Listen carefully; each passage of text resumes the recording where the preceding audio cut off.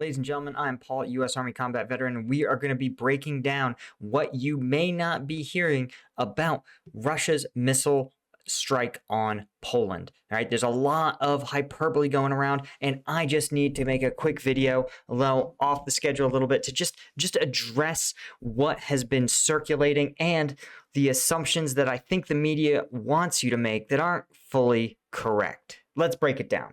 Okay, so what do we know right now? What we know is that 2 Russian-made missiles fell in eastern Poland and killed 2 people. Of course, the Polish Foreign Ministry is furious, demanding immediate explanations from the Russian ambassador. Of course, Russia in turn has denied this.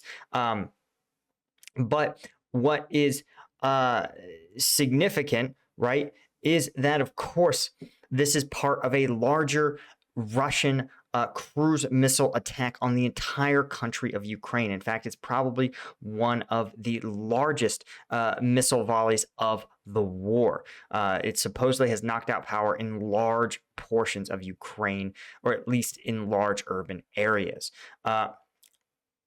Right? So different people are saying different things. Is this a dangerous and deadly escalation in the war? No. I want to emphasize this because people are kind of freaking out. It's not. Russia, as we've discussed at some length, has struggled mightily with command and control of its forces. This includes drones, this includes airstrikes, and this is going to include cruise missile strikes. And it's very common for these errors to happen when you have a military as fragmented and fractured as Russia's. Now, why do I think this? First off, if Russia was planning on deliberately escalating this conflict, they would not throw just a tiny little volley. It's sort of like if you're committed to picking a fight with a giant guy, you're not going to kick off the fight by giving him a little tap on the shoulder.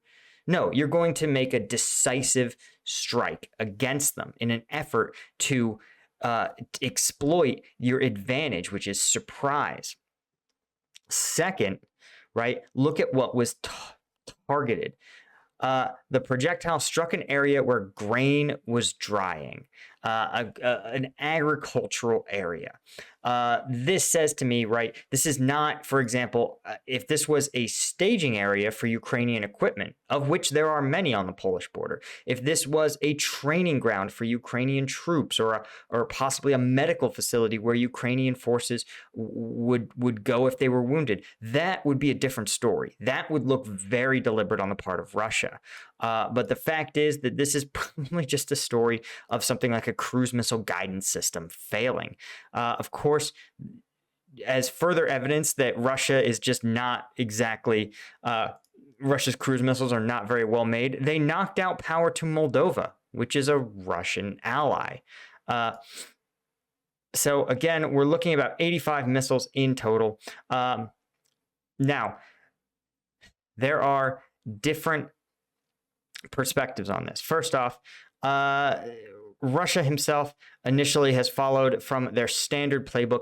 They have denied that this is even Russian at all, right? That's pretty standard. I think by the time, maybe even by the time this video is live, that will have changed and Russia will be acknowledging that this was their strike. Of course, Zelensky called this a very significant escalation. And I want to put this in context that Zelensky is doing, in order to do right by his country, he wants to make sure that NATO countries and NATO as an organization is strongly aligned with Ukrainian goals.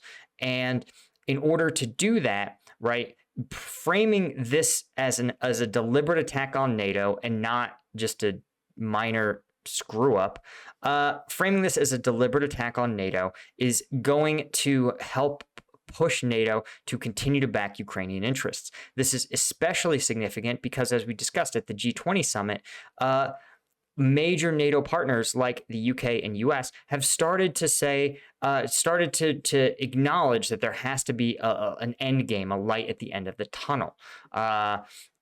which is not an insignificant change from 2 months ago when the conversation was about Ukrainian forces taking back their country, scoring victories, defeating the Russian military. That's not the same thing as discussing and acknowledging that there will be peace talks and a diplomatic solution in the future. Of course, U.S. intelligence official said the Russian missiles crossed into Polish territory and killed people. They said it's about 15 miles from the Ukrainian border. Again, not very far from the Ukrainian border whatsoever. And let's see, right? Yep, the Russian Ministry of Defense denied being on any strikes near the Ukrainian-Polish border and said it had nothing to do with Russian weapons. Yeah, okay, boss. But I think a lot of people are saying, oh, will this evoke Article 5? This probably will not evoke Article 5 simply because I don't think anyone in NATO credibly thinks this is part of any sort of larger Russian effort to escalate the war. And think about it logically.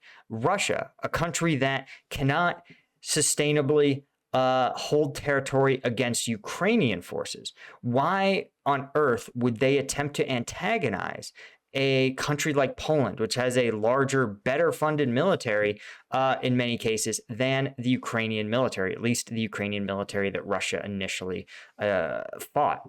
So, and Poland, of course, their military is at a high level of readiness now, given the conflict on their border.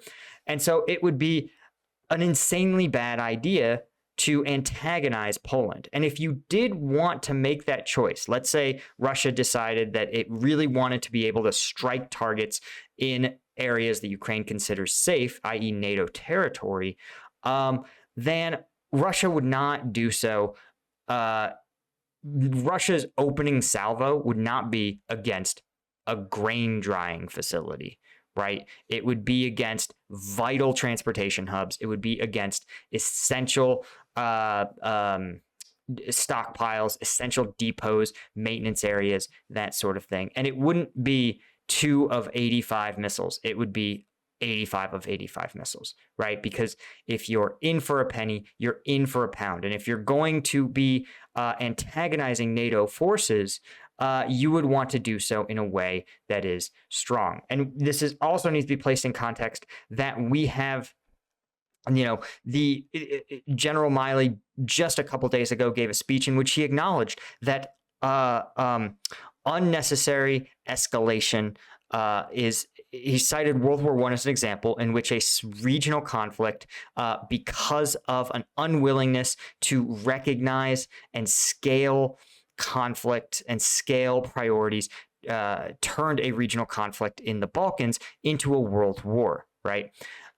There is an acknowledgement on both sides that this is not what they want. Russia has only things to lose, and NATO, frankly, has only things to lose, right? Deploying large-scale military forces in this conflict would be a dangerous escalation, would push Putin further into a corner, not be necessary to win the conflict, right? The Ukrainians are already winning, so NATO doesn't have to do anything else but keep supporting Ukraine. So again, guys, I just want to knock this video out real quick, and we just need to acknowledge that what is and isn't happening. So this is obviously a big deal. You obviously feel for the 2 families of the civilians in Poland who were killed, but we also have to place this in context. This is not the start of an Article 5 invocation. This is an accident that no one wants to see escalate into a conflict between NATO and Russia. All right, that's all I had for you guys. Of course, if you want combat video breakdowns, check out the Patreon. Thanks to all my Lieutenant tier patrons. If you want to support the channel, you should check out Ground News. They're the source for all my breaking news on Russia and Ukraine. They really help you see the transparency and in news sources. Link to all that's in the bio or in the description. I'll see y'all later.